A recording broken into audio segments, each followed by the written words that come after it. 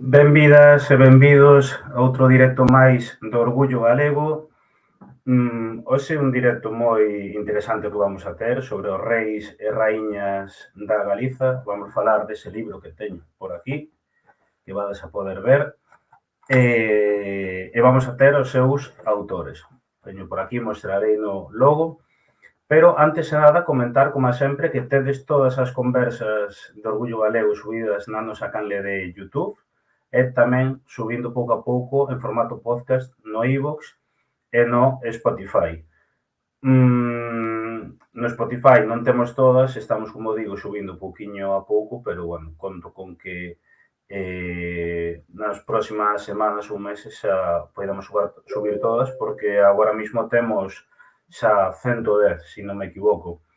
Tamén sobre contido relacionado sobre o Reino de Galiza, tedelo todo subido nesas plataformas, e a maiores na páxina reino.orgullogalego.gal tedes esa campaña que desenvolvimos no 2022, se non me equivoco, con artigos, podcast, conversas, infografías, etcétera, etcétera. Unha páxina na que está todo ese contido subido que podedes acceder a él cando queirades. Tamén logo falaremos da conversa que vamos ter a vindeira semana. Vamos ter unha persoa da altura tamén, como en todas, non? É unha persoa que vive en Portugal a día de hoxe, é a capitana do Benfica feminino e que estará a vindeira semana en Orgullo Galego, pero logo falaremos sobre iso. Nada máis, hoxe, como sabedes, temos persoas convidadas, os autores do libro, Alexandre Pérez Vigo, Xosé Ramón Hermida Meilán e Héctor Picallo Fontes, e con eles vamos a falar un pouquiño, pois, como digo, sobre ese libro, e vamos facer un percorrido por el, non? O período suevo, os períodos posteriores, pero antes vamos falar moi brevemente sobre, bueno, un pouco como xordeu esa idea do libro. Xa os teño por aquí debaixo, entón voulles ir dando paso, vamos comezar a conversa. Hola. Hola. Hola. Aí Hola, está. ¿qué tal? Boa tarde. Hola, que tal? Bueno, supoño que igual que antes escoitaradesme perfectamente, non? Sí, sí. Sí, sí. Todo correcto. Bueno, antes de nada darvos as grazas por estar nesta conversa Orgullo Galego, aparte, vos estimirades hai 2 anos, se non me equivoco, nese proxecto do Reino de Galiza que se desenvolveu conxuntamente coa Deputación da Coruña. Entón, nada, eso, en primeiro lugar, pois darvos as grazas e honrado por tervos por aquí. Moitas Gracias a ti por convidarnos. Efectivamente, claro que sí. Nada, hoxe, como decía, vamos a falar deste libro que os reis e as raíñas a Galiza, 1000 anos un reino de seu, que teño por aquí, que pode ver a xente que está aí conectada e que, bueno, e a xente que nos estará escoitando xa posteriormente no podcast pode ver, bueno, buscar o libro en Google, pode verlo nas nosas redes, etcétera. Entón, antes de entrar un poquinho pois en profundidade co libro, quería preguntarvos brevemente 3 cuestións alrededor del, non? O primeiro é por que decidistes sacar este libro, non? Titulado Reis e Raíñas a Galiza. Ben, un pouco respondeu a unha vontade divulgativa. Nós pensábamos que esta era unha historia que había que contar, que era unha historia descoñecida, pero tamén o que pretendíamos con ela era socializala. Mas tamén nace dun compromiso, non? E o compromiso pois era recuperar un relato que na historiografía oficial non existía. Cando empezamos a falar sobre a necesidade de facer esta publicación, os tres partíamos de unha idea, e a idea era que non había algo semellante, que existían traballos sobre os reis elaborado no ámbito leonés, existían traballos sobre os reis mesmo elaborado no ámbito asturiano, no ámbito aragonés, no ámbito catalán, e non nos atopábamos con un traballo homologable e asequible ao gran público para o caso de Galicia. E logo creo que isto hai unha terceira razón que eu tamén quero poñer en valor, que un pouco tamén o noso traballo aquí emparenta co mellor da historiografía galega, non? Salvando as distancias. Cando Viceto ou Murguía comenzan a elaborar os seus traballos, eles son conscientes, por unha banda, de que tenen que cubrir un baleiro, pero por outra banda tamén teñen claro que é necesario articular un relato distinto respecto do que era a historiografía dominante, non? A historiografía que se estaba construindo de xeito paralelo ao que era a construcción do Estado español polos liberais no século XIX. Bueno, pois neste caso creo que hai unha idea tamén nese sentido, non? Salvando as distancias e a calidade dos nosos traballos respecto do que son a calidade de dous mestres como de Murguía e Viceto, que é a necesidade de cubrir, pois, si queremos ese baleiro e tamén a animar a que se afonde pois, no que é esta liña de traballo por outra xente. Tamén, eso, preguntarvos un pouco porque, bueno, prologuista do libro eu vou non pronunciar mal seguro, Simon Dougherty, profesor en Historia en Nova York e Estados Unidos, entón quería preguntarvos un poquinho por que, por que contastes con esta persoa, non? Que, se non me equivoco, xa ten falado noutras ocasións sobre o Reino de Galiza. Pois, a ver, fundamentalmente Simon coñecémolo no Congreso Internacional sobre o Reino de Galiza organizado por Anselmo López Carreira, creo que foi o ano pasado. Ali, a parte do que el expuxo, do que el comentaba, sobre todo da época que máis coñece, que sobre todo son os séculos 11 a 13, se queremos, pois, pois pareceunos interesantísimo, entre outras razóns, porque primeiro é un coñecedor, é un experto sobre a historia de Sancha de Galicia e Fernando I de Castelo, que sería o primeiro rei de Castela. Tivo unha sensibilidade especial, non solamente co feito histórico galego, que dicía que sen dúbida existiu un reino e sen dúbida primeiro Galicia e despois o resto. E, aparte, pois, a súa ponencia, a súa exposición foi, aparte de brillantísima, no noso propio idioma, que nos fai, bueno, polo menos cavilar, porque moita xente daqui non somos quen de facer as nosas teses de doutoramento en galego, en cambio ven unha persoa da Universidade de Oxford en Estados Unidos cun galego, non digo correctísimo, pero moi ben falado. Ante ese feito, primeiro, a capacidade del documental, a súa formación e a súa trascendencia incluso internacional, e despois o feito de ser sensible con o noso idioma e coa nosa cultura, pois eu creo que era a persoa idónea, sen dúbida.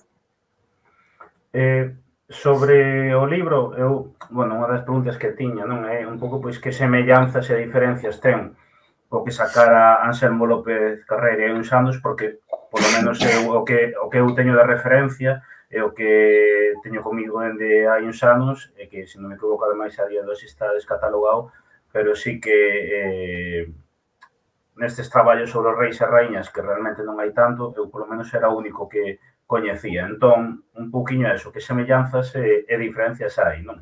Ben, falas do libro O Rei de Galicia, non? Que sacara Anselmo, Sí. foi o primeiro, non? Desas características.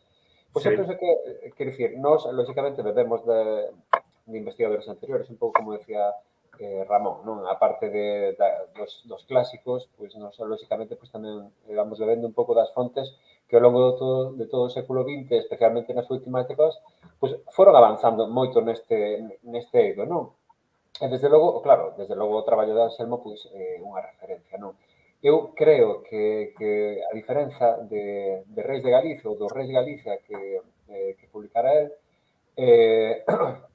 o noso, pois, creo que son cosas complementarias. Eu creo que se podría entender como publicacións complementarias, non?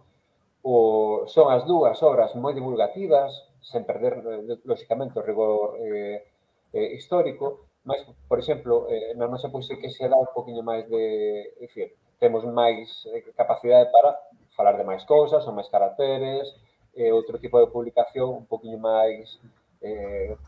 era un poquinho máis especializada, non? Aínda que, desde o meu punto de vista, as dúas son complementarias e ademais cada unha non, digamos, para un público distinto, non? Eu un pouco é o que vexo, non? Sí que é verdade que despois saíron algún outro tipo de publicacións, mas eu concretamente estou moi satisfeito polo traballo que fixemos, porque penso que un pouco que dicía tamén Ramón, non? Que había ese oco, e que ese oco, pois, témolo que ir enchendo todos e todas.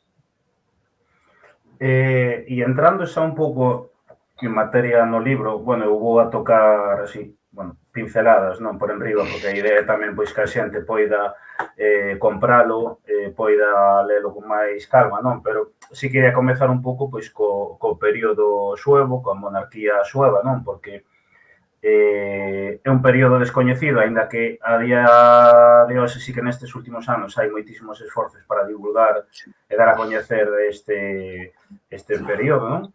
Pero sí que a vez falase, non, como que a monarquía sueva, o reino suevo, digamos, é un período brillante e moi ben documentado, non? Entón, quería preguntar por qué. Ben, a ver, temos que un pouco contextualizar, non? Sí que é verdade que é un período ben documentado, pero, ollo, no que ten que ver ou no relativo a como estaba documentada nese momento a historia, non? Falamos do Imperio Romano ou, digamos, desas últimas décadas do Imperio Romano, non? Entón, tendo en conta isto, dentro da pouca información que en algúns casos hai, temos a gran sorte, de que nós, pois, sí que temos bastante ben documentados eses anos, esas primeiras décadas. Tamén hai que dicilo, grazas a unha persoa fundamental nese momento que é Idacio, non? Que é o autor dese cronicón, que é unha peza impresionante, non? Para esa época. E despois, pois, temos outra serie de autores que tamén nos van dando, pois, esta información. Sí que é verdade que, por exemplo, todo isto contrasta cunhas décadas un poquinho máis tarde, non? Ou, por exemplo, se falamos do século VIII, case podemos decir que é paradigmático ou, en certo modo, pois, a pouca información que hai nese momento, no resto de Europa chamanlle os séculos escuros, casualmente, a esa época, e nós, pois, temos un poquinho máis de información antes. É dicir, temos máis información antes que despois, non? O cal non deixa de ser un pouco paradoxal, non? Pero sí, desde logo é brillante porque tamén temos información para poder asentar isto, non? É dicir, esta afirmación é brillante no sentido de que se levan a cabo moitos cambios, levanse a cabo, establecese a propia monarquía, desde logo é un momento que é fundamental, non? Por lo menos para entender a nosa historia, desde logo é fundamental. E tamén algo que, bueno, quería preguntarvos, non? Que, claro, lendo novamente agora a pregunta, vexo que, claro, aquí pregunto moitísimo, moi xenérico, un período moi amplo, que é a respecto de, bueno, as características que tiñan os monarcas suevos, claro, ao final cada monarca pues, tería a súa circunstancias, o seu momento histórico, non? É un pouco eso, as características que tiñan os monarcas suevos e, sobre todo, e especificado ao final, isto é unha anotación propia, non? Non ten por que ser así, non? Pero si foi quizás Requiario o rei máis importante, o máis transformador, non? Sei que ao final poñer estas etiquetas é complexo, pero polo menos na miña perspectiva dunha persoa que é aficionada á historia, sí que me parecen. Outros dirán que non, pero... Non, está ben, claro que sí. No que ten que ver coas características, claro, ata certo punto complicado, non? Por moitas razóns, non? É dicir, atopar unha serie de características comuns pode ser difícil, non? Por exemplo, os primeiros reis, caso do primeiro rei que temos aquí, que é Hermerico, claro, estamos falando dunha persoa que nace en Germania, vive nun mundo completamente distinto, nun contexto xeográfico radicalmente distinto, chega aquí, dicir, digamos que a súa, digamos, o seu cometido, ou polo menos o que lle deparaba a historia, pois era chegar a Braga, establecerse ali co seu povo, intentar que, asentar tamén o seu dominio, é dicir, ten unhas circunstancias moi especiais, non? O seu fillo, Requila, pois en certo modo tamén podemos dicir que tamén vive unhas circunstancias especiais. Posiblemente, non o sabemos con toda certeza, mas, quero dicir, atendendo un pouco os anos, entendemos que seguramente tamén naceu fora, este rei pois leva a cabo unha serie de conquistas, de anexións que son moi importantes, non? Entón, quero dicir, cada un pois vai tendo o seu momento, no momento da guerra civil ou das diferentes guerras que hai, décadas máis tarde, pois vivimos outro contexto distinto, prácticamente só sabemos nomes, e xa no último período do Reino Seu, pois aí vemos algo completamente distinto, un reino moito máis maduro, con persoas intelectuais que están de man da monarquía, non? Por exemplo, o caso de Martiño Dume, é dicir, van cambiando. Por lo tanto, sería difícil dar unhas pinceladas únicas. Mas sí que, por exemplo, no caso de Requiario, sí que podemos decir que, claro, o reinado de Requiario é excepcional por moitos motivos, non? A acuñación de moeda, a adopción do cristianismo, etc. Mas tamén non podemos perder de vista que son poucos anos. É dicir, estamos falando máis ou menos de uns 8 anos, é dicir, é pouco tempo. E desde o meu punto de vista, se cadra poden ser máis influentes, se quero dicir desta maneira. É dicir, a Galicia actual é máis bebedora se cadra das últimas décadas do Reino Suevo, non? Falamos de San Martín de Dume, ou, bueno, en fin, reis como Teodomiro, Miro, é dicir, se cadra puideron ter máis importancia ou máis relevo histórico para nós, na actualidade. Ademais, supoño que eran reis xa, claro, nacidos aquí, non? A respecto dos primeiros, lóxicamente. Efectivamente, o caso de Requiario, polo menos o caso de Requiario, non? Enténdese que era polos anos, non? Un pouco por como podemos facer esa conta, pois entendemos que era unha persoa que nace aquí, non sabemos exactamente tampouco nin a súa familia, non sabemos exactamente quen era a nai, é dicir, faltanos moita información. Era sueva, non o era, é dicir, é complicado saber todo isto. O que sí que sabemos é que xa hai unha converxencia, é dicir, xa hai unha paz establecida entre os galaicos, entre os nativos, estas xentes que vienen de fora, que son os suevos, e que aí sí que se empeza a dar unha converxencia, unha serie de sinerxias, que ao final pois son as responsables desa creación, non? De que todo ao final acabe funcionando, non? Nese reino da Galicia, de Galicia, como queramos chamar. E tamén no final do período do Reino Suevo, non? Coa súa derrota mans os visigodos, claro, queres preguntar un pouco eso, que sucedeu co Reino de Galiza con esa derrota mans os visigodos, porque, claro, vemos un pouco a historiografía española, non? Hai quen di que xa que a Hispania romana é España, por lo tanto, aí empeza España, outros que din que, bueno, que o Reino Suevo foi un reino moi breve, pero logo xa o berce de España está nese reino visigodo, non? Entón, un pouquiño, pois, eso que sucedeu nesa fin do reino suevo nesa toma do poder polos visigodos, non? Sí, a ver, básicamente, polo que sabemos polas crónicas e polos diferentes autores que en ese momento, sabemos que Leovisildo era o rei de Hispania, era o rei visigodo de Hispania, digamos que aproveita un momento de debilidade político, non? En Galiza, non? É dicir, hai un rei que é moi noviño, vale? Que neste caso o fillo de Miro, ven outro nobre chamado Andeca ou Audeca, vale? É dicir, ele aproveita ese momento de convulsión interna para entrar finalmente en Braga, non? E facerse co reino, pero claro, faise con unha nova entidade. E isto tamén hai que suliñalo, non? É dicir, despois, no que ten que ver cos textos xurídicos ou legislativos dos visigodos, vese perfectamente, é dicir, está moi ben establecido que hai unha unidade, hai un territorio que é Hispania, outro que eles chaman Galia, ainda que en realidade non era toda Galia, nem moito menos, porque estaban máis dos francos, senón que era un cachiño máis pequerrechiño, non? Que era o sur, que era a Septimania, e finalmente eles recoñecen, como con total normalidade, que outra entidade dentro dese grande estado ou desa monarquía, pois é a galaica, non? É dicir, mantense esa identidade, mantense esa unidade, ainda que ao longo do tempo, pois eles tamén intentarán debilitala. Tamén hai que dicirlo, recurtan o territorio, administran con unha serie de duques, chaman os duques desta maneira, non? É dicir, gobernadores, desde logo, pois, hai un cambio, mas non existe esa é dicir, non hai esa orixe, por así dicirlo, mítica, que despois se entende así na Idade Media, non? Especialmente desde Castela, de entender o cerne. Iso, digamos, que ten detrás unha historia política que ha de xustificar unha suposta hegemonía de Toledo, etcétera, mas iso daría para moito tempo. Preguntan por aquí varias cousas, bueno, un comentario que di moi boas aquí acompañando dende o Brasil. Preguntan tamén se haberá unha segunda edición ou non está na man dos autores. Bueno, eu entendo que o libro, claro, ainda acaba de sair, non? O sea, se ainda está disponible nas librerías, claro. Sí, Contestou que Sí, contesta ti. está Escoita, non sei se cousa miña, escoitache...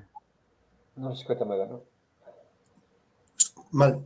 A ver agora? A ver, Agora nada, sí. que comentaba que a edición basicamente, bueno, vendeuse moi ben, houve unha presentación de momento en Compostela, e o que sabemos é que basicamente está case toda distribuída, estáse valorando ou non se saca unha segunda edición, eso podemos de momento indicar, e aí ten que falar a editora, que é a que realmente terá potestade sobre o asunto, pero de principio todo apunta a que bueno, o público está interesado nesta obra. A parte, a presentación en Compostela foi estivo rebosar. Eu creo que tranquilamente unhas 100 persoas sabías un sábado ás 12 da mañá. Sí, eso mostra un pouco o interese que hai. Se hai xente que está entrando, deixo por aquí novamente, podes ver o libro aí. Pero sí, polo menos eu merquei a semana pasada, ainda había exemplares, entón, bueno, ainda se pode mercar, non? Entón, tamén outra pregunta que deixaban por aquí e é a respecto do período suevo, cales serían os fitos, digamos, máis importantes, non? Ou din fitos máis importantes ou digamos, que herdanza hai a día de hoxe que nos viñera daquela época? Pois é unha pregunta, é moi boa pregunta. Unha resposta rápida podería ser a seguinte. Eu, desde o meu punto de vista, creo que se aínda existe, ou polo menos, se en certo modo aínda sigue a existir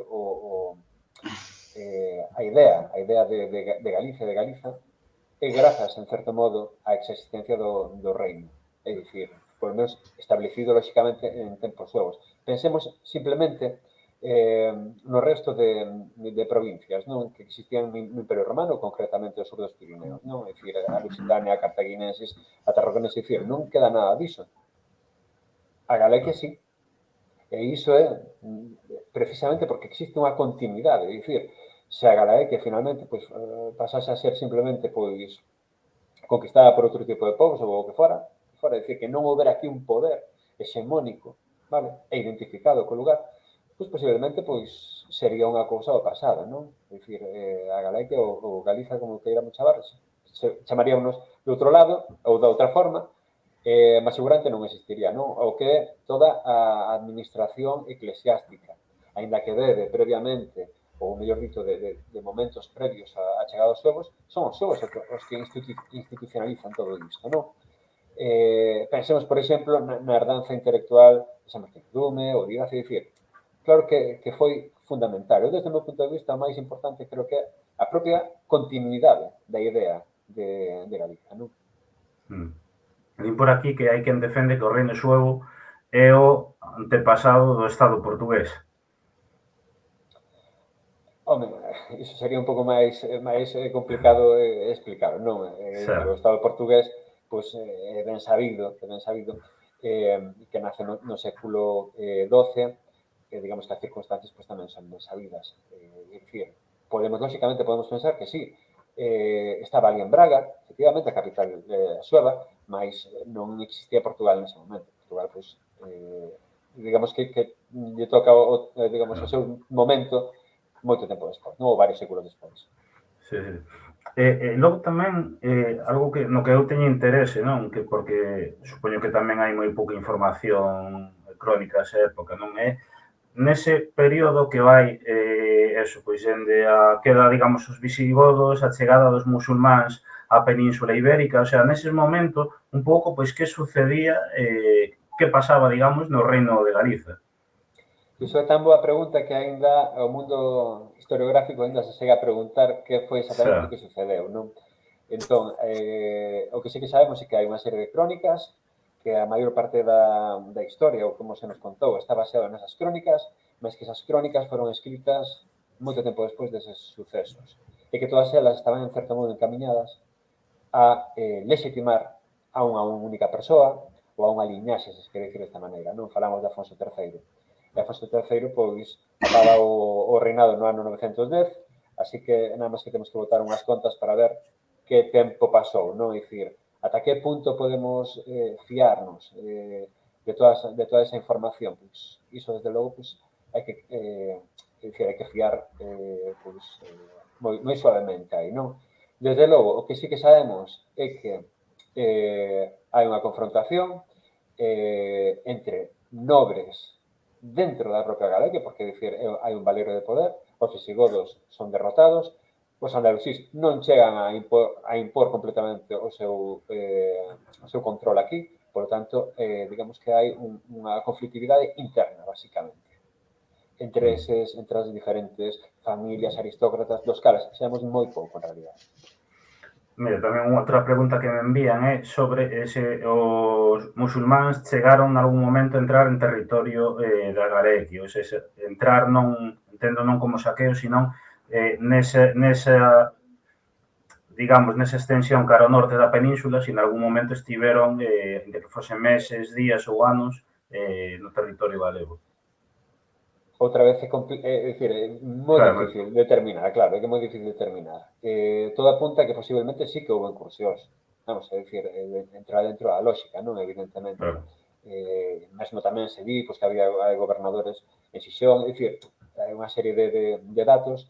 Que pasa? Que non temos suficiente información para desmentilos ou para avalalos, realmente, non. Aí, quen ten, en certo modo, a última palabra, pode ser a arqueoloxía, e a arqueoloxía aí sí que nos dá unha información, nos pode chegar unha información moi potente, non? E tamén algo, eso, falando pois sobre a presencia dos musulmáns, é un pouco pois como se refería a Hispania islámica, digamos, o que é os reis, os reinos do norte, non? Porque retomamos outra vez a historiografía española que eso, visigodos como o Berce de España, o reino de Galiza aí, pois, digamos que ten posteriormente o rei García, un rei semi-dependente, non? E xa, non? Entón, un pouco, pois, que din as crónicas, digamos, da época da Hispania islámica. Pois Ben, eles, en certo modo... Sí, perdón, Ramón. no, Sí. sigue Fala. tú. No, por favor, continúa ti. Ou empeza ti. No, básicamente, a denominación de Iliquilla ou de Galiza era a que utilizaban todas as crónicas árabes para referirse a todo o espacio peninsular de cultura cristiá. Claro, a Galiza daquela altura, a Galiza do século X, a Galiza do século XI, non era unha realidade como a de hoxe. Efectivamente, había unha Galiza nuclear que estaría entre a área do Douro, o Ortegal, máis a Iliquilla, a Galiza das crónicas árabes é unha Galiza máis extensa. É unha Galiza que polo norte chega ao Cantábrico e polo sur chega a Coimbra, ao Mondego, máis que polo oeste chega ao Atlántico e polo oeste mesmo chega ás terras de Áraba ou ás terras de Burgos, non? En Castela. Ademais, é moi interesante, decir, a lectura das crónicas árabes, non? Dos grandes cronistas árabes, estou pensando en Al-Idrisi, estou pensando en Al-Istraqui, que eles non teñen dúbida a hora de definir ou denominar como galega a cidade de Santiago de Compostela, pero tampouco a Oviedo, tampouco a León, tampouco a Zamora e mesmo a Burgos.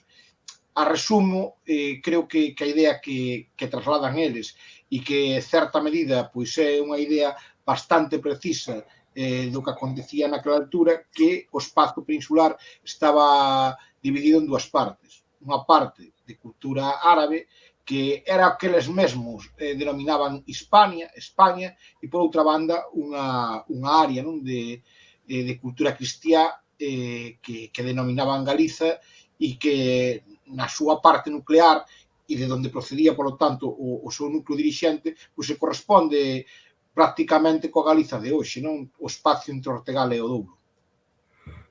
Algo que comentaban por aquí antes que tamén cando se fala non destas crónicas, non, pois a historiografía española di tamén que, bueno, que esa denominación de Galicia, que pode ser unha denominación, digamos, como nos pode ser Iberia, non, Península Ibérica ou incluso no seu momento Hispania, non, pero que realmente Galiza como tal non era un reino, sino que dentro estaba o reino de León, reino de Asturias, etc. Entón preguntaba eso, si esta denominación é un área ou é un reino como tal, quero dicir, se é un área no que dentro desa área hai varios reinos ou é un área, pero a súa vez é un reino que é o reino de Galiza. Non sei se me explico, que igual me estou liando un pouco. Sí, decir, creo que hai pouca dúbida neso. En todo caso, a día de hoxe é bastante doado acceder ao que son os propios textos árabes, as propias crónicas árabes.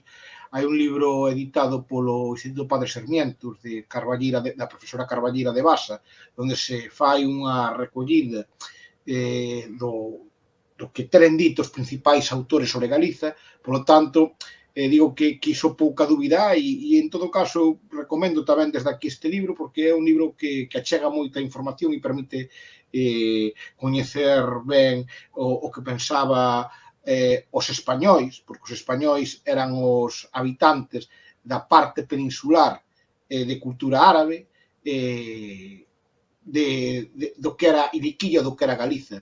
E a hora de referirse a Galiza, pois se referían claramente como un suxeito político. Pero é que non ten nada de raro as crónicas árabes. Se collemos as crónicas europeas, o patrón é o mesmo. Por exemplo, cando nas crónicas normandas se está a falar de Afonso VI, de alguén que tamén falaremos posteriormente, estáse falando do rei galego. Eso podemos seguirlo no que son as crónicas vaticanas. Cando se falan dos reis católicos, cristiáns da península, falanse dos reis galegos. Por tanto, non é unha anomalía o que din as crónicas árabes, tampouco é unha anomalía o que recollen as crónicas europeas, tampouco é unha anomalía o que se recolle nas propias crónicas do ámbito do Reino de Galego, algunhas que refería ante Alexandre Pérez Vigo.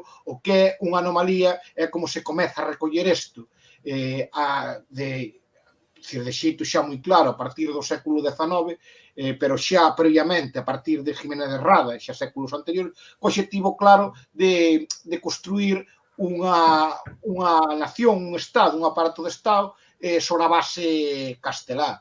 Eso é o que é a anomalía e o que é a subversión, non, da realidade histórica recollida nas crónicas. En definitiva, eso é o que é a invención. Pero creo que, para ser precisos, teremos que falar, para referirnos ao espazo cristián peninsular da Galiza, dos galegos, e para referirnos ao espacio peninsular en mans dos árabes, de España e dos españois. E avanzando tamén, é un pouco que podemos, ainda que novamente volvo a citar un período moi amplo, non, pero que podemos destacar no período que vai do século X a comezos do século XI, esos 100 e pouco anos, non? E que papel tiveron aí os distintos reis. Eu creo que hai unha tendencia que se alonga durante toda a centuria e que é que determina a dinámica interna do Reino de Galiza. Por unha banda, o Reino de Galiza ten que enfrontar unha xeoestrategia complicada, pois ligada, efectivamente, á fortaleza dos seus veciños, veciños cos que en algúns momentos houbo relacións cordiais, máis que noutros momentos tamén houbo enfrontamentos. Estou falando do que é España e do que é o mundo peninsular de cultura árabe, mas hai unha dialéctica interna que eu creo que tamén condiciona moito durante todo ese período e que mesmo explica moita, decir, por un lado, a elección de determinados reis, por outro lado, o que é o nomeamento de reis privativos de Galiza e, por outra banda, o que é o alcance da xurisdicción deses monarcas. E digo que hai unha dialéctica clara, e esta dialéctica está marcada pola tensión entre a oligarquía procedente da Galiza nuclear, desa Galiza de Ortega Lodouro, e, por outro lado, entre o que é a nobreza ou a oligarquía do que naquela altura eran os condados de Castela. Castela, como realidade política, como sabemos, non comeza hasta o século XII, non? Hasta o que eles chaman Afonso VIII, mas, quero dicir, hai toda unha tensión e unha dialéctica que explica a sucesión de monarcas e as políticas duns monarcas. Por un lado, temos ao partido galego impoñendo aos seus monarcas. Estou pensando en Ordoño II, en Ramiro II, en Ardoño III, en Bermudo II, no propio Afonso V, mas tamén temos os monarcas que son impostos polo partido castelán. Estou pensando en Sancho II, non? Que a historiografía española conoce como Gordo ou como Craso, ou estou pensando mesmamente con Ramiro III, non? Daquel que Biceto, creo que con Atrino, definiu o seu reinado como un interregno na historia de Galiza. E precisamente esta tensión mesmo explica, no caso do reinado de Ramiro III, o que é a proclamación como rei de Bermudo II, que durante os primeiros anos é un rei exclusivamente da Galiza nuclear. É dicir, temos a Ramiro III gobernando o que é co apoio dos condes casteláns, boa parte das veces, non? Como vemos no reinado de Bermudo II, en coalición en mancomunados co reino vasco de Nafarroa, mas tamén co que é precisamente Hispania, España, a área da cultura árabe, mas e temos por outro lado ao que é o propio Bermudo aquí. En todo caso, eu creo que esa dialéctica é a que nos axuda a comprender en clave interna o que pasa neste século e creo que tamén dá moitas claves para o que vai ser a dialéctica dos séculos seguintes e mesmo o que vai ser a propia política de Fernando I de Sancha,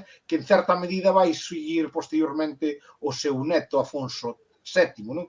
Nunha reformulación, bueno, pois do que é o espazo cristián peninsular. Bueno, deixaron por aquí algunha pregunta máis que meterei logo, non? Primeiro, vamos a avanzar un poquinho nestas. Entón, eu tamén, bueno, a hora de preparar a conversa, non? Si que lía en diversas entrevistas, pois destacar, digamos, o papel do rei Ramiro II e da raíña Sancha I, non? Entón, queria preguntar un poquinho, pois, o motivo, non? De que se destaque tanto estas figuras. Ben, eu creo que Ramiro II é un rei dunhas cualidades executivas, diplomáticas, mesmo militares, que eran esenciais naquela época determinantes, e que mesmo nun momento moi complicado pola dialéctica interna, pero tamén pola dialéctica externa, deulle unha referencialidade e un esplendor ao reino galego moi importante. Ademais, eu creo que é importante ter en conta que estamos falando dun rei que facía parte do que era o núcleo duro da oligarquía galega. El mesmo era filla da reina Elvira Méndez, era neto de Menexildo Guterres, era curmán de San Rosendo, en definitiva, representa a xenealoxía dos Guterres, o que é o gran núcleo de poder da Galiza dese tempo e do espazo cristián peninsular dese tempo. El mesmo casa cunha curmá, con a Dosinda Guterres, que tamén facía parte desa mesma xinea, dese mesmo núcleo familiar, e por outra banda temos por diante pois todo o seu papel como gran estratega militar. Estou pensando na batalla das Beiras do Pisuerga en 933, non? Cos españois, dicir, do que hai moitísimas referencias nas crónicas árabes, non? Todas elas referidas ao rei galego, mas tamén as crónicas europeas, non? Sobre o seu terror militar, mas tamén foi unha persoa de grandes habilidades diplomáticas. Curiosamente, o seu ministro de Exteriores era unha persoa de religión xudea, o que tamén dá conta de que eses problemas de integración no ámbito da Galiza nuclear non foron tan evidentes, non, como noutras áreas do espazo peninsular. E por outro lado tamén foi un rei que tuvo que enfrentar e enfrentou con dureza a tensión interna do reino e toda unha dialéctica de confrontación cos nobles casteláns. Pensemos que este rei tuvo que enfrentar dúas sublevacións, unha delas liderada polo famoso Fernán González, conde de Castela, non? Digo famoso porque como mito, non, da primeiro da historiografía castelanista e logo da historiografía españolista, ao que derrotou e encarcerou.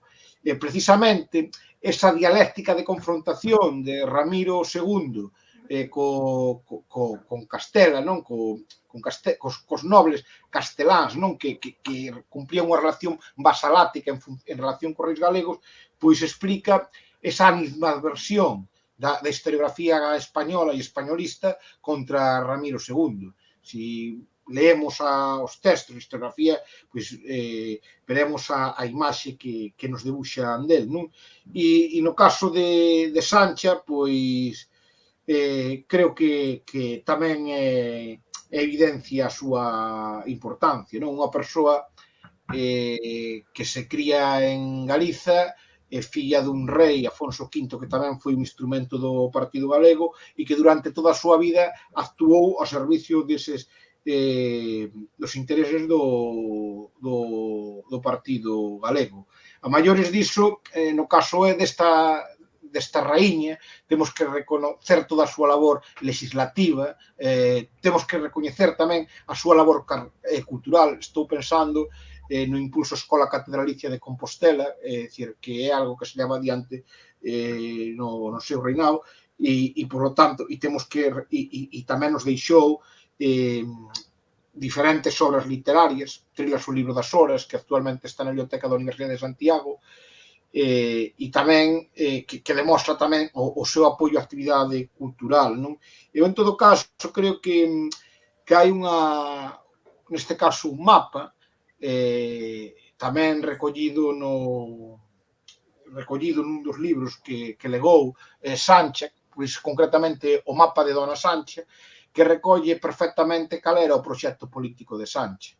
Entón, é un mapa onde aparece Galiza, o Ebro cortando polo medio, e Hispania, non? Que ela tiña conciencia, tiña constancia de que esa era a realidade política do momento. Curiosamente, nun libro e nun mapa recollido nos libros das etimoloxías, na copia que fixeron eles do libro das etimoloxías, que estaba destinado á educación dos seus fillos, os futuros reis Sancho, Afonso VI e García I.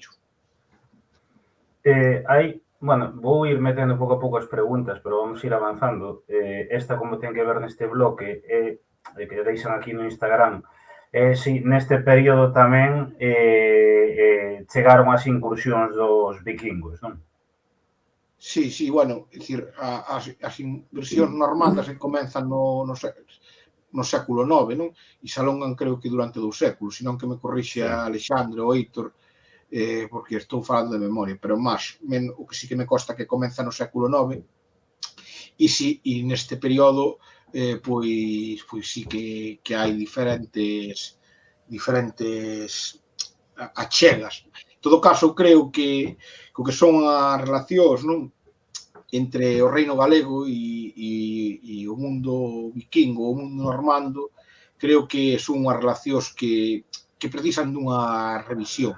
No sentido de que eu creo que esa historia non estaba ben contada en termos de invasión-conquista, senón que eu creo que se chegou a establecer unhas relacións máis duradeiras, incluso como se ve no caso, bueno, pues de algunhas biografías que se teñen máis estudadas. Estou pensando no caso de Ulf, non? É dicir, que é unha historia que está ben estudada, que a súa permanencia aquí foi durante moito tempo e que mesmamente participaron no que a propia dialéctica interna do reino galego, non? É dicir, por tanto, creo que é unha cuestión que require dunha revisión máis alá desa idea de invasións ou de conquistas. E avanzando tamén un pouco, eu queria saber, pois, eso, como influiu, non, no Reino de Galicia, no reinado galego, a aparición de Portugal e de Castela. Bueno, Portugal, como tal, a configurar A ver que te escoito un pouco, escoitoche un poquinho mal, como anda. A ver, non sei se igual te tes que acercar un pouquiño. Agora? Eu escoitoche cortado, non sei o resto. A ver. Que eu non... Eu escoito...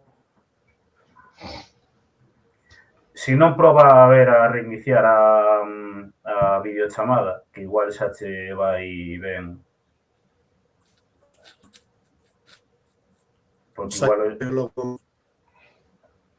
Si, dalle a sair e a volver a entrar. Mentres o que vou a facer si poden responder o resto de compañeiros, se non deixámosla para logo, a pregunta que vin aquí é que se podría preguntar aos autores como foi a súa metodoloxía a hora de realizar o traballo. Podo estar errado, pero imagino que moita consulta de documentación non digitalizada, moitas horas lendo páxinas cunha caligrafía dificilmente comprensível, etc. Non sei se Ramón, como eu. Sí, quen queira. Sí. Dalle, ti. Moi ben, a ver, no meu caso, obviamente, pois eu trato un poquinho pois a monarquía sueva, pois basicamente non ata o comezo, non, dese século X, non? Pode parecer, porque moitas veces pensamos que este tipo de revisionismo historiográfico, pois claro, ven da man de nova documentación, de documentación que está por ler, de cosas que estamos descubrindo, etcétera, etcétera. Eu gustaríame dicir que sí, que todo isto pois nace da miña analítica investigadora que estiven pois nada, desenvolvendo digamos toda esta serie de ferramentas paleográficas. E non é verdade, non sería certo, non? É dicir, no meu caso, polo menos, todo o que referencio xa está previamente referenciado. E se cadra, isto é, desde o meu punto de vista, o máis grave. É dicir, de que todo isto, como ben dicía Ramón, xa está digitalizado. Grande parte de todas estas crónicas que son completamente coñecidas xa están digitalizadas, hai obras críticas que son moi boas desde hai moito tempo. Entón, se cadra, desde o meu punto de vista, isto é o máis grave. É dicir, nós non deixamos de trasladar aquí o que xa leva tempo sendo descoberto. É dicir, non pensemos en que toda esta realidade estaba pois por revelar, porque non sería de todo certo, non? Desde logo que non. Por lo tanto, iso, a metodoloxía que utilizamos, pois, lógicamente, é ler, ou polo menos que eu utilicei, ler toda a documentación, toda a investigación académica actual, máis, lógicamente, ver as fontes primarias, porque son elas as que realmente che permiten, digamos, cotexar, non? E aí está clarísimo, é dicir, nesas fontes primarias todo está moi claro. Non sei se Heitor, a ver, vamos probar agora. Non sei, vai ben? Eu escoitei algo mellor, pero, bueno, a pregunta que había era de como influiu no reinado galego a aparición de Portugal e Castela. Que non sei, non? Non se escoita moi ben, a verdade. Eu escoito... Non Como sei está se... o cambio? Vale, si, non sei se non, igual quitando a imaxe, deixando o son só, igual pode... Ves? Pero si, podemos probar noutro sitio.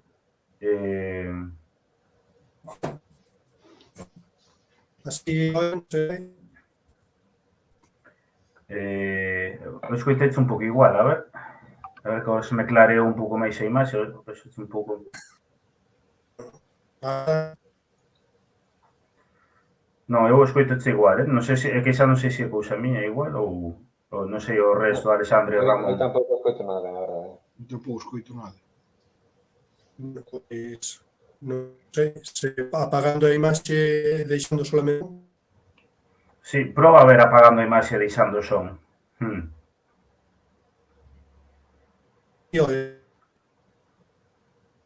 Non, eu creo que se escoito igual, escoitase, é que escoitase cortado.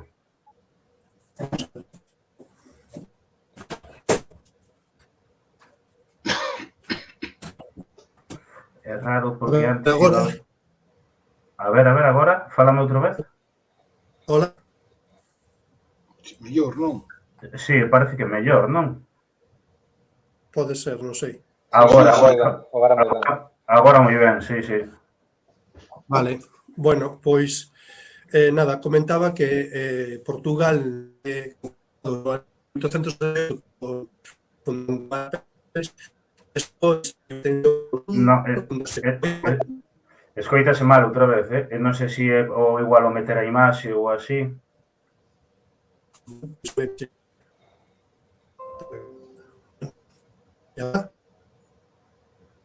A ver, hola. A ver agora, dalle agora. Pois que comento que Portugal non Vimaras. Non, escoítase mal, si. A ver, vou ver aquí se podo filtrar algo do son. Vamos a ver.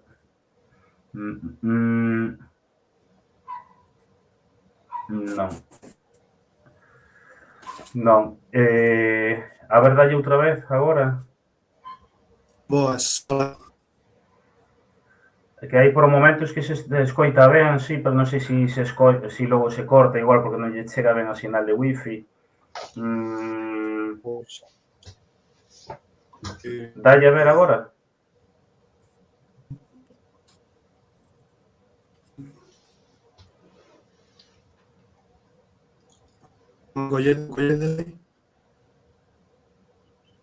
Non, eu escoitoche mal, sí. Nada, mira, se eso reinicia unha vez máis a chamada, se non entrando só co son, e se non vai nada, non te preocupes. Bueno, quédanos aquí algunhas preguntas. Bueno, vou meter o do final xa agora, mentras el reinicia, que é un pouco, pois, máis ou menos, se tedes programadas presentacións a curto o medio prazo e onde podemos mercalo. Se que lle quere dar, Ramón, Alexandre. Bueno, como xa comentaba Heitor, non? Neste momento, pois a edición está toda distribuída, polo que nos comentaban da editorial, neste caso de Nós Diario, non? De Sermos Galiza, que foi quen promoveu o volume, pois está prácticamente esgotada. E, en todo caso, sí, estamos traballando, non? Dicir, estamos agardando pois que vai acontecer coa reedición e, en todo caso, sí, estamos traballando nunha serie de presentacións a curto prazo. Está prevista unha para dentro de 2 semanas no Carballiño, e a maiores tamén estamos preparando presentacións no resto das cidades galegas. Nun principio, a idea que temos é presentala nas 7 cidades. A día de hoxe presentouse só en Compostela, nun acto no que estuvo o coordinador da publicación, Alexandre Pérez, máis Héctor Picallo, e en todo caso, pois, estamos traballando niso. O que pasa é que, efectivamente, que houve unhas interferencias, basicamente de responsabilidade de mí, e xa está mirando aí Alexandre con cara de coordinador, e en todo caso, pois eso, sí, pero a idea que temos nun principio é a marcha desta presentación prevista no Carballiño, pois imos a organizar presentacións nas outras 6 cidades. Deixan por aquí outra pregunta que, bueno, isto dá para outra charla xa, que é en canto a lingua, cando entendo que pregunta cando comeza a chamarse como galego, non? A ver, no século XII xa empezamos a ter referencias, non, sobre a lingua, a palabra galega, e dicir, a partir de entón, pois, dicir, pouco a pouco vai gañando, non, terreo, non? Moitas veces sí que é verdade que se fala simplemente de romance, entón hai que entender, pois, que o romance, lóxicamente, que se fala no Reino de Galicia, pois, será o galego, non? Non hai, obviamente, non hai unha diferenza a norte e ao sur do río Miño. Moitas veces pensamos que o Miño unha especie como de fronteira natural, en certo modo unha fronteira natural da mesma maneira que podería ser o Lérez, da mesma maneira que podería ser o Lima, etcétera, etcétera. De feito, pensemos que a diocese de Tui, pois, digamos que estaba ao norte e ao sur do río Miño, non? É dicir, pero máis centrándome un poquinho no tema lingüístico, no 12 xa hai referencias, non? Da palabra ou da fala galega, non? Simplemente, ou mesmo incluso poderíamos ir un poquinho a falar, por exemplo, da historia compostelana, onde xa se fala, non? Hai referencias, non? Sobre, pois, a presenza do galego, dicir que aí xa se dá por identificada nos textos, mas non quere dicir que non existise antes, evidentemente. Dicir, o que é unha evolución continua, non evolutivo. Aí temos a Héctor, non sei agora a ver se lle vai, se hai sorte. Bueno, pois deciden escoitades. Eu escoito-che cortado, Pois Nada, non te preocupes, se non vai. E iso que cando probamos a mañá iba perfectamente, pero isto son cousas o directo e da conexión que tampouco se poden controlar. Non sei se... sí, chicos. Nada, non te preocupes. Xa falamos logo, vale? A ver... Eu que hai por momentos que o vexo mellor como agora, pero claro, é moi inestable.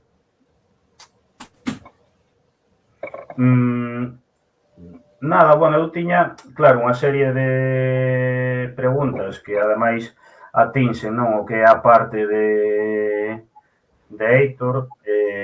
Héctor, proba un momento a falar agora, a ver. Hola. Que agora vexoche ben, non sei canto durará, probamos a ver unha vez máis, bueno, que a pregunta que había era eso, como influiu no reinado galego a aparición de Portugal e Castela, non? Pois nada, o tema de Portugal, pois eso, xorde no século IX, con Vimares, intenta prolongar cara ao sur, chega a Coimbra, e despois, pois, va ganando ese período ata que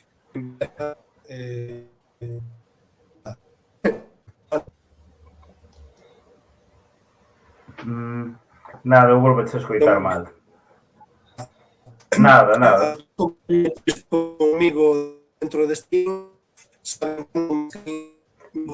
non se te escoita ben, Héctor.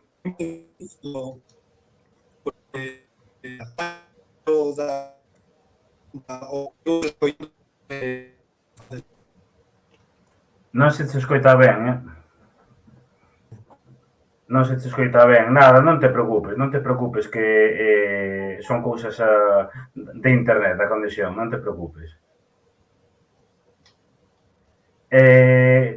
Nada, bueno, non sei, eso, nas preguntas que tiña ao final, eso, que estaban centradas sobre todo na parte do Heitor, non sei se Ramón e Alexandre, se queredes que nos metamos así moi rapidamente. Agora parece que vai un poquinho mellor, verdad? A imaxe de Héctor. Sí, Non sei que se... hai por momentos que vai mellor. Momentos, Sí, sí. Nada, eu hai un pouco que tiña eso, parte desta pregunta, pois que eu creo que considero importante, non? Que é sobre todo esa aparición de Portugal e de Castela e como eso influiu nese momento, pero tamén logo nos séculos posteriores á aparición tanto de Portugal como de Castela. Eu a Heitor vexo ben agora, pero claro, non? non. Podemos esperar un pouquiño, non sei se queréis ir respondendo vos mentras esa, Alexandre ou Ramón, se lle dades. Como digas. Ben, pois eu, se me permite, pois eu vou co caso de Portugal, non? O caso de Portugal, evidentemente, un pouco que dicía Heitor, non? No século IX, sabemos que hai unha serie de aristócratas, de nobres, que son caudillos militares, lógicamente, pois que van asentando o seu dominio, non? O sur do río Lima, ata inicialmente ata o Douro, despois finalmente ata Coimbra, digamos que se vai configurando un territorio, ao principio é un condado, non? E digamos que vai ser un condado moi importante, non? Co tempo, ese condado chega a ter, digamos, un dominio tan amplo do sur, por así dicirlo, do sur de Galicia, porque era o sur do territorio galego, que finalmente eses magnates, pois, que repito, eran galegos, máis galegos de Portugal, se quere dicir desta maneira, pois mesmo chegan a rivalizar en poder cos propios reis, non? Falamos, por exemplo, do século XI, vale? Caso, por exemplo, do rei pois, García, non? Que mesmo ten que afrontar unha serie de revoltas el pois, aplaca esas revoltas, non? Porque ele é o soberano, máis os condes que están en Portugal e non deixa de ser os seus vasalos, non? Claro, todo isto, co tempo, pois, digamos que vai, en certo modo, mudando, tamén se vai radicalizando. Cando finalmente Alfonso VI fai ese reparto, ainda non está de todo esclarecido, polo menos hai diferentes visións sobre isto, non? E finalmente acaba repartido, no caso do norte do río Miño, entre Raimundo e o sur, non? Co conde Enrique, a través de Portugal, pois digamos que aí sí que se empeza a ver unha división política maior, non cultural, evidentemente, a entidade segue sendo Galiza, mais sí que é verdade que empeza a nacer unha identidade tamén portuguesa. E isto sabémolo porque, por exemplo, Albacari xa nos di que, digamos, todo ese grande reino que hai no noroeste é Galiza, e a Guiliquilla, máis que tamén hai uns galegos do sur que son os de Portugal, que non deixa de ser tamén, non deixa de ser curioso, non? Ainda que, lógicamente, falaban o mesmo idioma, non? E sabemos que todo isto pois vai entrando nunha rotura maior, especialmente con esa Galicia Compostela, se quere decir desta maneira, ata que finalmente pois no 12 pois van rachando esas pontes entre os poderosos. Pero, por exemplo, se falamos dos nobres, casos dos Traba, os Traba eran nobres que eran galegos que tantas propiedades tiñan ao norte como ao sur do río Miño, porque seguramente para eles simplemente era un cambio de señorío, máis que dun cambio territorial ni xeográfico. Non sei se me explico ben. Sí. Mas aí sí que é verdade, non? Con Afonso Henriques sí que finalmente sí que se rompe, non? Esa unidade política, ou polo menos esa posible unidade, non? Que, por certo, tamén hai que dicilo, inténtase despois restaurar, tamén é interesante dicir, todo este tipo de enlaces matrimoniais que hai de Fernando II, de Afonso VIII, dicir, vese claramente que hai unha estrategia de reinserción, ou polo menos de reestructuración e de unificación, non? Non sei se, Ramón, non sei se me expresei ben con isto. No, eu creo que... Querías dar algo aí, pois xa te vin que querías dar algo, non? No, que va, estou totalmente de acordo coa formación que fas ti. E aí, ademais, que isto xa dá para eso, como se di sempre, para outra conversa, non? Pero aínda que houvese esa separación xa entre os reinos, a nivel lingüístico, cultural, etc., eso non implica que houvese xa unha separación instantánea, nin moito menos.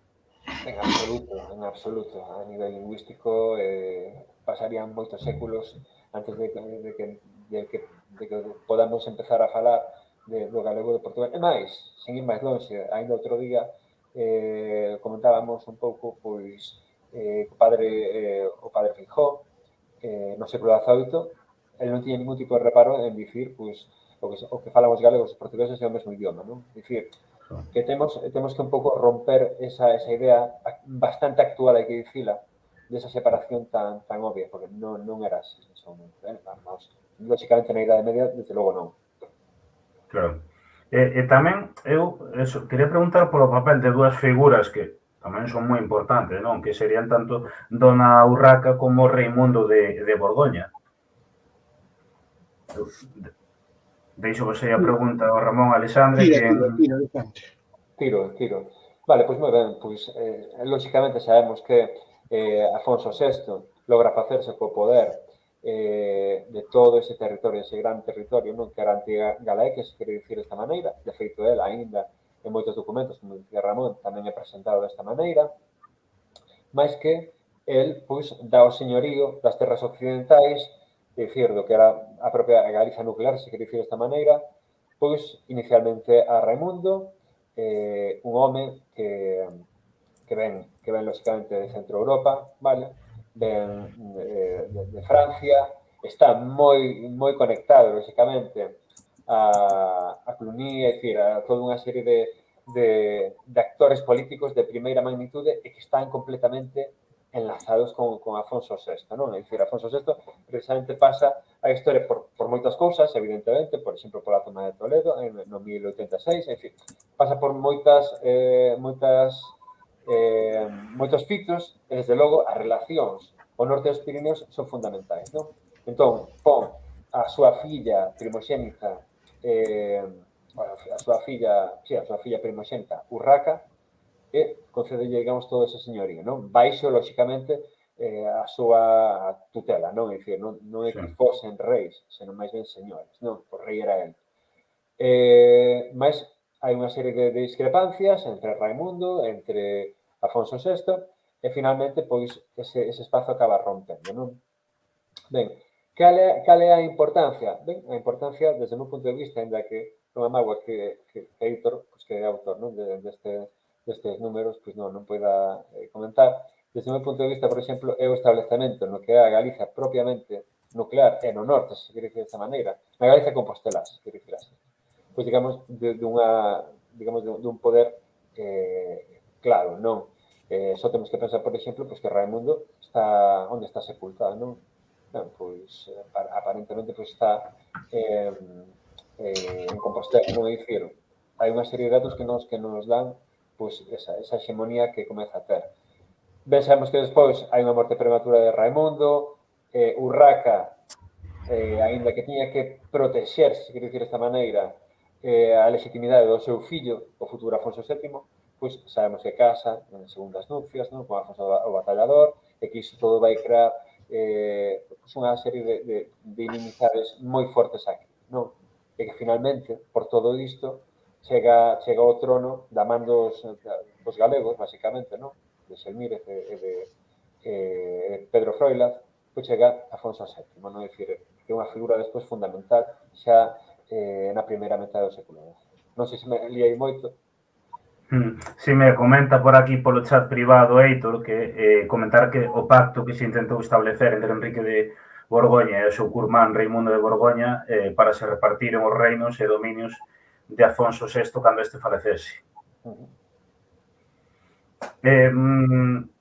Esta verdad que é un tema moi interesante. Eu vou ir entrando tamén nas últimas preguntas, porque, como comentaba ao comezo, a idea é non desvelar todo o libro, que a xente pois poda eso, mercalo, e ir vendo un pouco máis pois, con calma o seu ritmo, non? Entón, nesas últimas preguntas, eu teño aquí tres, que son a primeira, que é Xoán I, que se fala del como o restaurador da independencia de Galiza. Entón, non sei se nos podedes pois ampliar un poquinho máis esta información.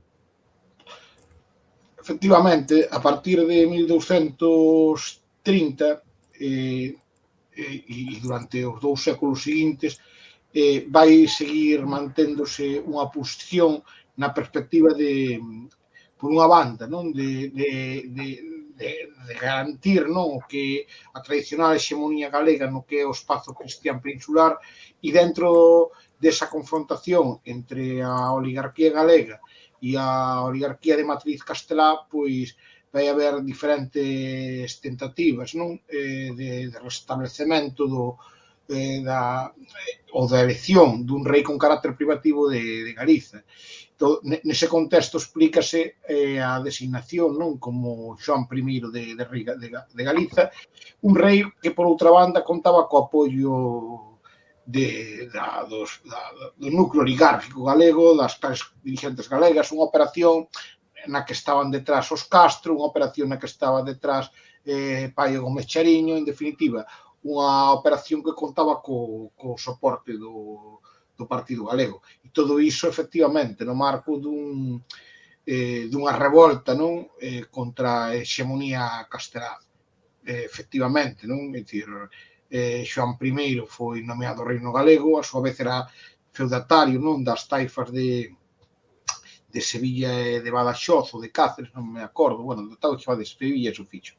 Iso que é en tema máis estudado, dicir, Heitor, non, que fai ese apartado no libro, mas en todo caso creo que o que é relevante do novemento como rei a finais do século XIII de Xoán I, pois é que esa conciencia de Galiza existía e que nas clases dirigentes galegas tamén había vontade de que o reino galego, non, ou a Galiza nuclear, fora hexemónico no espazo cristián peninsular. Unha pregunta que deixan aquí en Instagram realmente, cando rematou o reino de Galiza, digamos, o seu período de soberanía, din aquí, bueno, fálase da década de 1230, fálase tamén dos reis católicos, entón realmente un pouco si é que non hai consenso, non, nesa data ou como é. Que, bueno, hai que dicir tamén que o reino de Galiza como tal, con esa denominación, ainda dura ata 1200 e tanto, pero bueno. Sí que é verdade, non? Que decir, a denominación como tal, pois sabemos que perdura ata o século XIX, mas, por exemplo, non é que exista unha serie de discrepancias, non? En realidade, todo está relativamente claro. No ano 1230, sabemos que Fernando, coñecido máis ben como Fernando III, non? Ou Fernando de Castela, simplemente, se queremos dicir así, sí que logra o dominio do que é Galiza, do que é Asturias, do que é León, vale? En realidade, para ser un pouco máis correctos e máis rigurosos, teríamos que dicir que no caso de Galiza e de Asturias non é rei facticamente ata o ano 1232, ten unha serie de turbulencias, como din os cronistas da época, digamos que lle impide, non? Entón, desde ese momento, nos deixamos de ser un Estado con reis propios. É dicir, pasamos a ser algo así como unha especie ou pasamos a estar dentro dunha monarquía compartida, lógicamente, con Castela, aínda que tamén sería un pouco ilusorio non dicilo, digamos que ese centro de decisións pasa a estar, polo menos a nivel da monarquía, en Castela. Outra cousa é a nivel cultural, a nivel económico, a nivel religioso, veremos que hai unha pugna moi clara entre Toledo e Compostela, e que non está tan claro, non? Por exemplo, que nos estaba contando antes Ramón, é dicir, a finais do século XIII, esa tensión que había chega a un punto que, digamos, que permite esa elección ou esa proclamación como a de Xoán I, é dicir, rómpese esa unidade política ou ese, se quere dicir, sometemento político, vale? E despois digamos que pasan unha serie de cousas, é dicir, o proxecto de Xan I non chega a ter continuidade, os Castro posteriores tampouco chegan a materializalo, e digamos que entraríamos no ano 1369, un poquinho despois, nun dominio maior, xa por parte dos Trastámara, non? Mas ese dominio tampouco era absoluto, e, por exemplo, fallaba moito no que ten que ver no ámbito tributario. E, por exemplo, no século XV, Galiza é rebelde, económicamente ou tributariamente, é dicir, non paga directamente porque non ten representación nas Cortes, non? Nas Cortes castelás. E digamos que os reis católicos o que fan é, precisamente, eliminar todo ese tipo de liberdades que tiña, ou liberdades, ou, digamos, falta de dominio directo por parte de Castela, non? É dicir, que é progresivo, esa perda de soberanía, esa perda de autogoverno é progresivo. Tamén é verdade, e isto é interesante dicir, que no ano 1808 Galicia chega a ter unha xunta suprema que ten competencias digamos, en materias tan importantes como militares, embaixadas, etc. É dicir, que ainda que é, lógicamente, efémero, non? Mas tamén é interesante remarcar, non? Ligado ao que falábamos antes, Xoán I, comenta por aquí Heitor que Paio Gómez Chariño, en 1295, home de confianza de Xoán de Tarifa, nunha reunión que tivo con este en Ciudad Rodrigo, estando presente o infante Enrique de Castela, o senador, foi asasinado por Roi Pérez e Tenorio. O motivo, a bo fe, apoiar a Xoán de Tarifa, que sería colgado na Catedral de León en 1296. Este Xoán I gobernaría o Reino de Galiza, León e Sevilla até 1300.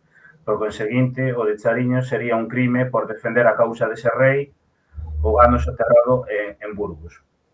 E cita aquí despois Chariño no convento de San Francisco de Pontevedra. Tamén, bueno, isto, eso, como digo, información moi interesante, non?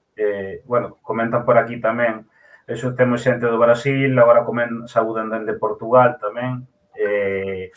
Entón, xa para entrar no final, aquí outra pregunta que tiña é un pouco, pois, sobre esa figura duque de Lancaster, non? Que se fala que foi rei de Galiza, entón, se nos podedes facer unha pequena, digamos, esbozo, non? Sobre a súa figura. Ben, claro, neste momento, un pouco que falaba antes, non? Sobre ese momento de guerra civil, están por unha parte os Borgoña, ou se podemos dicir desta maneira, os Borgoña casteláns, non? Con Pedro I, está, digamos, este golpe de Estado que é perpetrado por Enrique de Trastámara, chamado moitas veces o bastardo, no sentido de que, evidentemente, non era irmán lexítimo, se quero dicir así desta maneira, non? De Pedro I.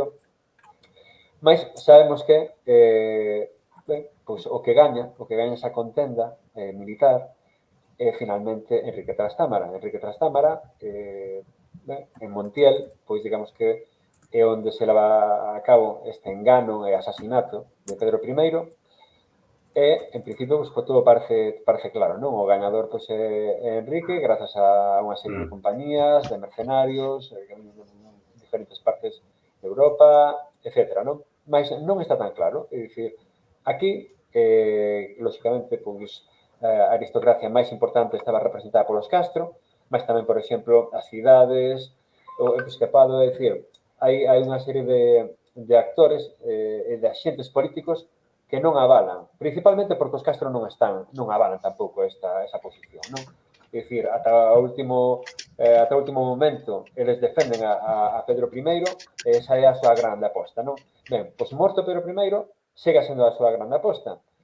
É dicir, outra persoa que non fosen os Trastámara. Nun primeiro momento sí que se chama a Fernando de Portugal, rei de Portugal nese momento, entra un exército, sabemos que ben recibido nas cidades, entra lógicamente por Tui, Coruña segue sendo leal durante moito tempo a este rei, mas novamente ese proxecto pois fracasa e a vía natural é a da filla de Pedro I, que casualmente está casada en Inglaterra, está casada con Xoán de Gante, non? Co cal, sabemos que hai unha serie de cabaleiros. Inicialmente está o Conde de Andeiro, mas posiblemente tamén está Fernando de Castro, seguramente desde Aquitania, non o sabemos, vale? Digamos que están mediando esa posibilidade para que Xoán de Gante veña para aquí e digamos que reclame para sí o trono, non? Como lexítimo herdeiro no sentido de que está casado coa filla de Pedro I, non? E, efectivamente, chega a Coruña, Coruña non lle abre as portas inicialmente e di algo así como que se queres que che abramos as portas, vai primeiro a Compostela e se ali, pois, digamos que chas abren, nos, pois, fica rendido o reino, non? Desta maneira, non? Efectivamente, ali sí que atopa apoio e digamos que desde ese punto de vista, por lo menos dun punto de vista fáctico, é o rei de Galicia durante un breve momento, vale, un pouco tempo, porque terá que afrontar, lógicamente, xa na meseta unha serie de dificultades que imposibilitan que realmente pois dispute o trono, non os trastana, non? E dai un pouco nace o Tratado de Bayona, etc. Non? Entón, ben, desde logo, compórtase como un rei de Galicia. Vale. Ou polo menos chega a ter o dominio, vale? Sí. Non é un dominio indiscutible, tamén hai que dicilo, mas é un dominio amplo.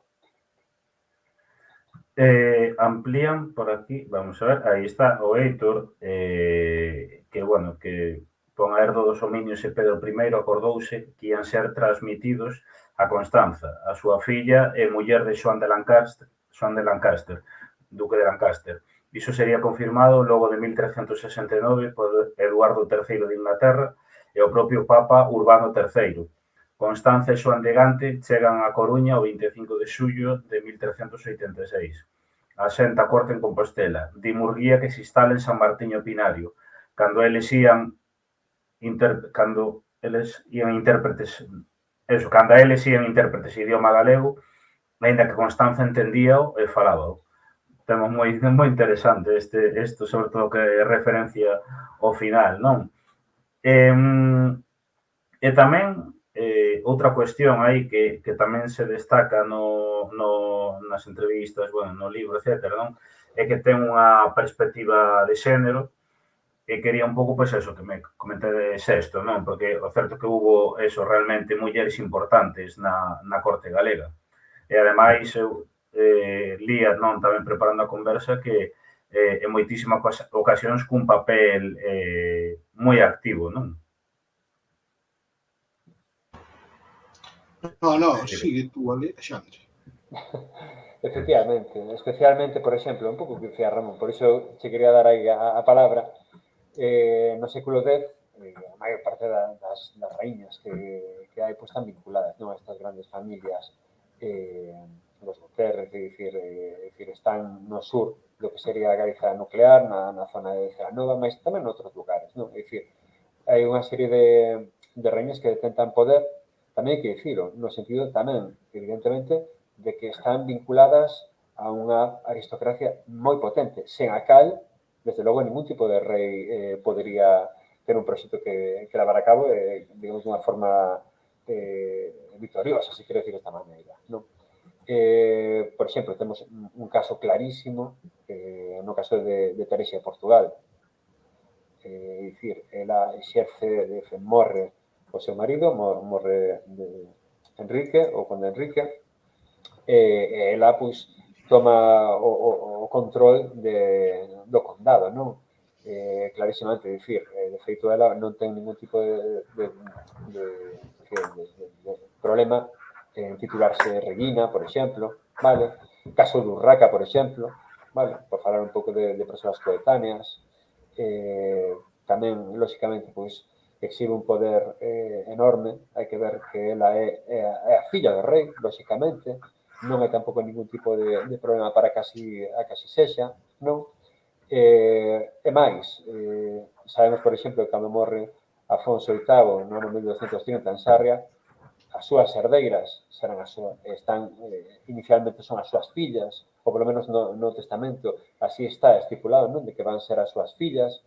E un pouco tamén nos remite iso a idea de que as mulleres pode estar no trono perfectamente unha muller como un home. É dicir, e iso, desde logo, no libro, eu creo que sí que queda meridianamente claro, ou polo menos é o que se buscaba, entre outras cousas, non? Que ficara completamente claro esa idea, non? Maioritariamente son liñaxes patrilineais, hai que dicilo, vale? Son homes os que ostentan a coroa, mas grazas as raíñas, lógicamente, na maior parte dos momentos, e mesmo chega a haber raíñas, caso, por exemplo, de Sancha, non? Que tamén xa non comentamos porque se comentaba antes Ramón, indiscutible, non? É dicir, a raíña é ela. El chega, digamos, a ser rei consorte, non? Nunca mellor dito. Sí, sí, sí. E tamén un pouco por resumir así todo o que se leva falado, non, nesta hora 10, hora e cuarto, un pouco, claro, eso, a historiografía oficial, eso que fala, como dicíamos antes, un período moi pequeno do Reino de Galiza, e logo tamén en moitas ocasións pois justifícase, non? Con que moitos estes reis están enterrados, non están enterrados en Galiza, non? Se non me equivoco, está aí onde hai varios reis enterrados en San Isidoro de León, non?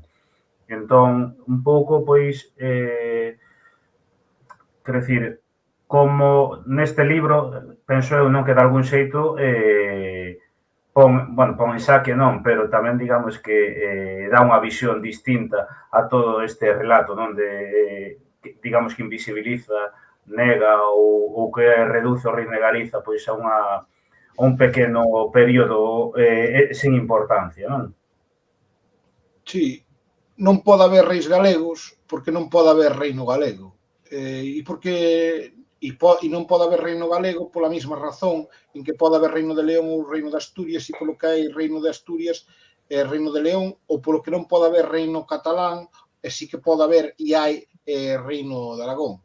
En definitiva, as razóns que impugnan a existencia do reino de Galiza, as razóns que levan a ocultar todo o que é xenealoxía dos reis galegos, está ligado ao problema político actual de Galiza. Non pode existir un reino, neste caso, un país que durante case que 10 séculos contou cun aparello de Estado propio, ou en todo caso, cunhas cotas de soberanía moi importante, todo iso, entrecomillado, para o que é aquel tempo histórico, non tanto a categoría do Estado como a categoría de soberanía.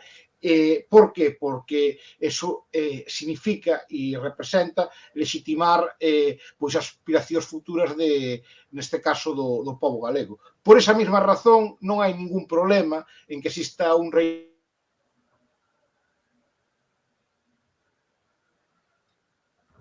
Que é o Ramón tamén. Hoxe caennos todos. Eu non caí, né? Eu non caí. Ti non.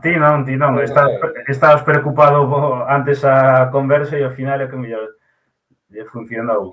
Deuselle de cortar a imaxe, supoño que terá que reiniciar.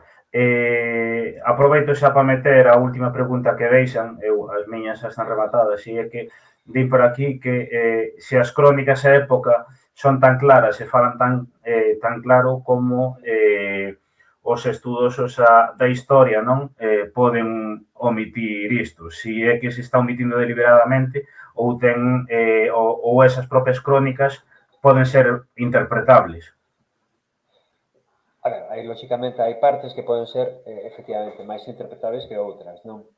Mais, é dicir, é claro, a referencia ao reino galego e aos reis e raíñas, especialmente reis galegos, é claro. Que pasa? Moitas veces, por exemplo, un pouco falando así un pouco dunha forma un pouco máis coloquial, outro día estaba un pouco en YouTube e vía un vídeo, non? No que se falaba e dicíase, non, será máis correcto falar de Reino de Asturias ou Reino de Galiza, non? Entón, unha das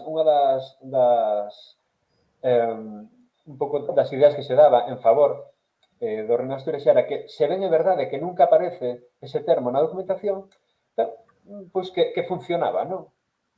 Digo, funciona, pero en que sentido funciona? Porque a mí, desde logo, iso para mí non é en absoluto riguroso, non? É dicir, se nada máis que por convencionalismo, entón hai que revisalo. Non, é que como xa vende unha tradición, sí, pero esa tradición, olle con esa tradición, porque está intentando justificar outro tipo de cousas que non teñen nada que ver exactamente co rigor académico, non? Nin historiográfico. Entón, que pasa? Desde o meu punto de vista, eu teño falado con Ramón e con Héctor, tampouco quero poñer estas palabras na súa boca, mas eu creo que lóxicamente, o reino de Galiza molesta. Molesta porque vai en contra do que se nos dixo durante moito tempo, eu creo que basicamente molesta. Entón, unha vez que quen sexa comeza a remexer un pouco nesa historia, digamos, demostrar, en certo modo, non? E revelar que iso non era exactamente desa maneira, aí cando empezan un pouco os problemas, non? Que non deberan de ser desde o meu punto de vista, non? Todo é revisable, todo isto ten que avanzar, o coñecemento avanza, non temos por que estar instalados en, digamos, ese postulados que son basicamente pois de carácter político, en fin, desde o meu punto de vista, non? Ramón agora xa volveu. Sí, agora xa se lle ve ben. Non, pois... Un inciso só, un inciso só por aquí, que había dous comentarios a Héctor, un ligado co que comentábamos antes, que é interesante comentar que cando a época de Xoana Beltranesa está ao final do conflito sucesorio con Isabel de Castela, condiciona a paz a que deixasen libre algún señorío, así como o Reino da Galiza, as cidades de Zamora e Touro, segunda crónica do príncipe de Xoán. E logo xa ligado co que comentábamos agora, a min que me expliquen se existe, cando menos, o escudo medieval de Asturias, o escudo medieval da Galiza. Asturias nin na semiótica real existía dende o plano da documentación europea, no ámbito da heráldica. E retomamos con Ramón o que comentábamos antes. No, básicamente a idea, pois creo que está explicada ou que estaba explicada, tendo que a idea de negar a existencia do Reino de Galiza non se sustenta en ningún tipo de argumento científico, precisamente baséase no combate á verdade histórica e atende pois a razóns de orde político. Pois pola miña parte, nada máis, eu creo que tocamos un pouquiño así, pois diversas cuestións, non, que figuran no libro agora, como vou dicindo ao longo da conversa, agora toca o momento, non, de que a xente pois merca o libro e poida xa informarse e documentarse por si mesma. Mostro por aquí o tedes o libro.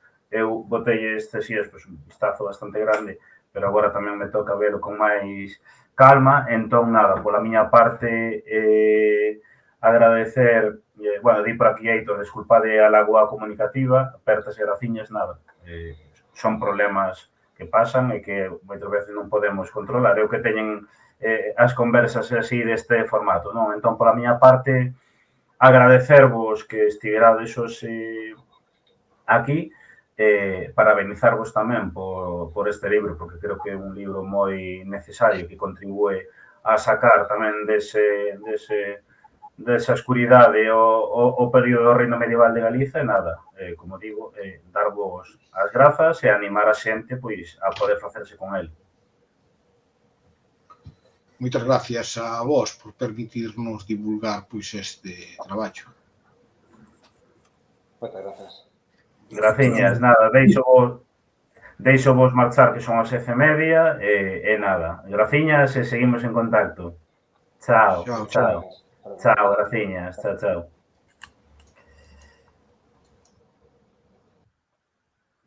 Bueno, espero que vos parecese moi interesante, desculpades un pouco pois os problemas que tivemos, pois xa sabedes que son cousas de internet, pero bueno, en todo caso, eu creo que as cuestións fundamentais xa se falaron, xa se tocaron, e xa vos digo, eu, por exemplo, para que me estea en Vigo, eu merquendo na librería Cartabón, pero seguramente en aquela librería da Galiza vades a telo e animarvos a mercalo porque é moi interesante.